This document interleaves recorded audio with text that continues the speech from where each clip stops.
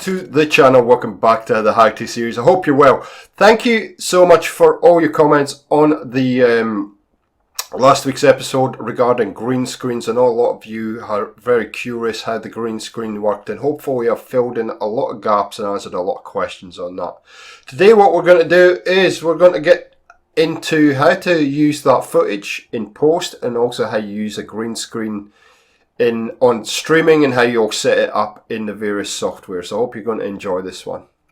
So we'll be showing you 3 programs today, and the good news is they're all free downloads, and one is the Elgato program, which you will need the capture card for, obviously, but the other 2 you can use as you need, and I will give you a recommendation on one of the other softwares, what I actually personally use, which is a little bit different, but again, you can get the same result from both. So all very mysterious, I know, but it will all start to make sense as we go through this episode. Now, again, thank you again for your suggestions. I know that a couple of you have come to me and said, look, gaming, can you make me a video on this particular subject? I am happy to do that, and I've got a few suggestions which I'll be rolling out in the coming weeks. I want to try and get this series of the green screen and how you use it for streaming and setting up OBS and that kind of stuff done first, and then I'll get on to those other videos that I've been requested to do fairly shortly. So let's have a look at the various softwares, how we can use them, how we set them up to get the green screen working, and also how we can use this green screen footage in post. There you go.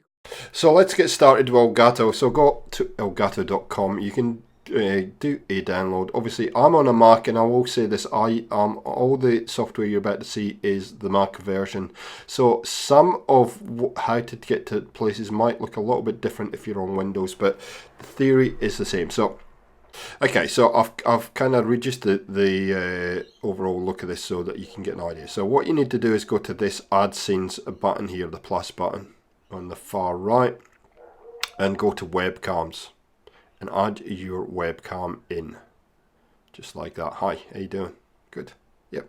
So you can see this is the raw footage that we have now. Go along to the little icon there, and then enable Chrome key and configure. And so here you have a number of buttons. You've got hue, tolerance, soften edges, brightness threshold, and saturation threshold. So start playing around, see what each of these buttons do. The tolerance is, and the saturation is really where you need to be, but you can just play around, see what each of them do, like I'm doing here. See what works for your system, and you can see the saturation threshold straight away makes a huge difference. And what you want to do is just back it off until the little kind of buzzy bees disappear. Now you can resize it here. For some programs you're going to need to hold the shift key for Windows to resize it, and the alt key for Mac. If some programs will just let you, like Elgato does, just resize it like that. There you go. So just play around with your settings and fine tune it in there, and then it will allow you. Oh, hang on a sec. Yeah, it will allow you to resize this window like this. There you go. Pull it down. Oh, I've gone tiny. Just resize it to where you need it to be, like that. We're going to muck around with this a little bit, but essentially you've now kind of separated things. So these 2 buttons here push it back or bring it forward, and then once you're ready, end editing, and you can see we're quite nice. We look quite good in the background, and everything is as it should be. Now I'm not quite happy with the size of my head, so I'm going to resize myself a little bit, and again you can just go back and forward until you're happy with this. We're going to push myself back into the behind the logo there. Oh, we forgot to do that, and then we're good. So that's how you do it with Elgato gaming capture software. Pretty easy, blends into the background quite nice, and I've got a thumbs up. God, that guy's a douchebag. But anyway, Moving on, we have the second software we have is the OBS software. This is a free software and you can get it for Windows, Mac or Linux. Obviously, again, I'm using the Mac version. When I stream, I actually use the Windows version, another Windows version, which I'll talk about at the end. So here we go, we're all set up here. Now I have cropped this a little bit so you can see the bit. So we want to go to sources and we want to find video capture device like this, and we'll say OK. And you can see that under the big window there's devices. So there's I've got two. I've got the C22 922 and I'll have my FaceTime cam. So you can select either and then press OK. There we go, and there we go. It should generate a preview. Hi, how you doing? It should generate a preview. So this is where you might have to use either your Shift or your Alt key just to crop this in like that. But generally with setting up a green screen on your software, you generally just have to crop in with most of them. So there you go, we got the head about where we need it to be. Okay, and then you can resize this guy. We're going to leave him big for a minute now. So now you right click and go to filters. So you're going to have to go, we're going to rename this first so we know what it is. Yep, there we go. C922 webcam, cool. And then press the enter key or return key, I think it is on Windows. I'm going to pull it down a little bit in the order, and then we're going to go to filters. There we go. And we want effect filters. There's audio filters, video filters, and there's effect filters. Want video filters, click the plus button and pick chroma key. There we go. No need to change the name of it. And there you go. It gives you your little panel of goodness. And again with this one, this one is a little bit fiddlier, I found, for me to get right. And so I'm fiddling around with similarities and all kinds of stuff to get this to work. So it will take quite a while to get this to work.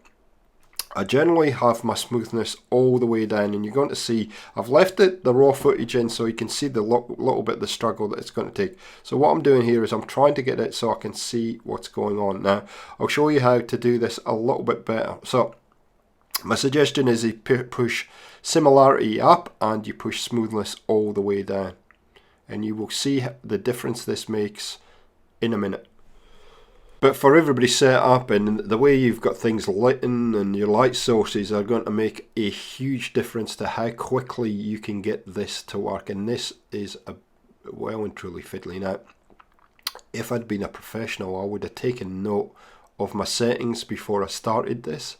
And what I'm doing here is I'm actually switching my light on, my video light, to see if I can get a separation between the background again. And then I've just gone back here and I've went completely back to basics, completely green, and then I'm backing it off.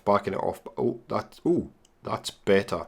And then smoothing, I'm going down, and it's just a case of working with these two sliders here until, see, ooh, now that's quite nice. See how that sharpened it up straight away? So I'm heading in the right direction here. I actually think I accept this. Move what I'm doing, like move my head, resize it, and then come back into this. So you can see I'm just playing with the contrast, and so it does take a little bit of fiddling, but don't worry about it, you'll get there. So I resize myself there, and I'm just going to drop it in behind there. Now the reason I moved at the start, the reason I moved the order of the webcam is so I could sit in behind the logo there. So I've noticed there's a little bit of cropping issue. So we need to go back into the chroma key settings, and this way, if you do this first, you can actually see this in real time, how it's looking. So I'm going to pull that up like that, and I end up going, you know what, I'm going to pull this, oh, there you go. There you go, just kicked in. You saw the difference straight away with the smoothing. There we go, and we got it. So it took a while, but we did get there, and you can fiddle around with these to your heart's content. until you're happy with them. Yep, I'm happy with them. And then we'll close. Now, the other thing I was going to show you before we leave is the fact that if you go to properties, right click and go to properties, you can actually change the resolution of your webcam. Now, sometimes your webcam might eat up your CPU usage, so if you downgrade it to a 480 or something, given the size of the head on the overall screen, it might help your processing. So finally, a new program I've been using for a few months now, DaVinci Resolve. This is 16, it's in beta 16 at the moment, so I'd advise, if you're going to have a look at this, get 15, but be warned, DaVinci Resolve is quite an involved program, so it takes a lot of learning. There you go, there are the versions there. This is from, you'll find it at Black Magic Design, and there's again a Mac, Windows and Linux version. There is a free version which I use, and there's a pay, you can pay if you're going to go into some more serious stuff. Let me tell you, the free version of this software is awesome and it offers a lot. Now I'm going to crop down this interface a bit so you can see what I do. So okay, so I'm placing in the thumb. Now the thumb at this point is in the wrong place, and you're going to see that. I'm going to change it in a second, because the video footage needs to be above the thumbnail. So generally all this is video footage and thumbnail combined. So just drop that into that space we've just created, and then drag it along so it covers the length of this video. It's not a very flattering place I've stopped. So then once you've done that, click on this little icon, drop the bar down and go to cropping, and then crop it in like that. Sorry, it's stretched out a little bit. I wanted to get a nice close point so you can see what I'm doing here. And crop it to roughly where you want it to be. Once you've done that, you need to go into the color tab, which is 1, 2, 3, 4 along, and grab the eyedropper and click once. Now nothing has happened because you need to add an alpha output mode node. And you see it's weird, so we have to reverse what it's looking at and then get to the plus eyedropper tool and then take out the rest of the background. Now super complicated if you haven't used this before. This took me a while to figure out how to do this, but this is my own way of doing it. Once you're happy with that, click on this little square here. Here we go. There we go. And just pull it out and resize it like that. And that will drop it into the background properly. Oh, and if you go too far, you can see you're going too far. You can see it start to show the edges of your crop. I usually, what I then do is super refine it. You can play around with the denoise and clean the black and everything here. You can see it's not quite right there. I've went into the edit tab to have a look. Yeah, I can see there's an edge. So because I've cropped, you can't properly see my head there up to the right. So just ease it in, and you want to use the little circles and the one in the inside, not the outside. Now I can just go down here, use the transform bar, pull this guy across, resize it, drop it in, and we're done. Pretty simple once you know what to do.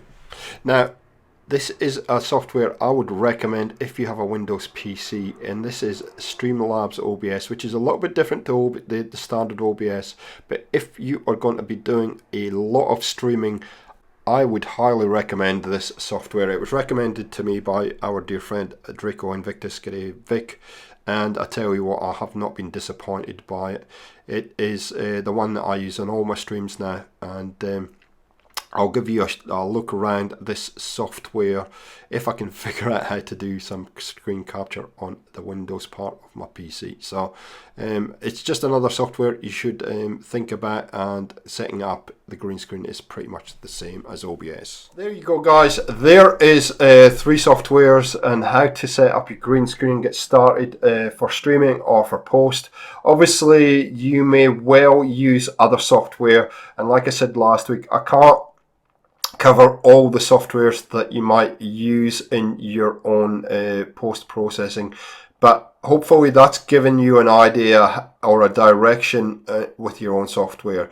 You need to have a look at your software that you're using. Make sure it's got a chroma key facility or some way of doing chroma keying. If it has, just figure out how to do things. I'm sure YouTube will help you out. No problem with your specific program, and we should all be good. So guys, I hope that's been useful for you. Hope it gets you started using a green screen, and thanks as ever for the support. If you haven't dropped a like, it always helps the channel and always helps me grow and know that you are enjoying the series. It's useful for you, and obviously the comments are the same. I love reading your comments. I try to reply to all your comments pretty quickly if I can, and if you haven't hit the subscribe button and you want to see more of this stuff, hit the big red button down below, and we will catch you next time on Gaming for XP. See ya.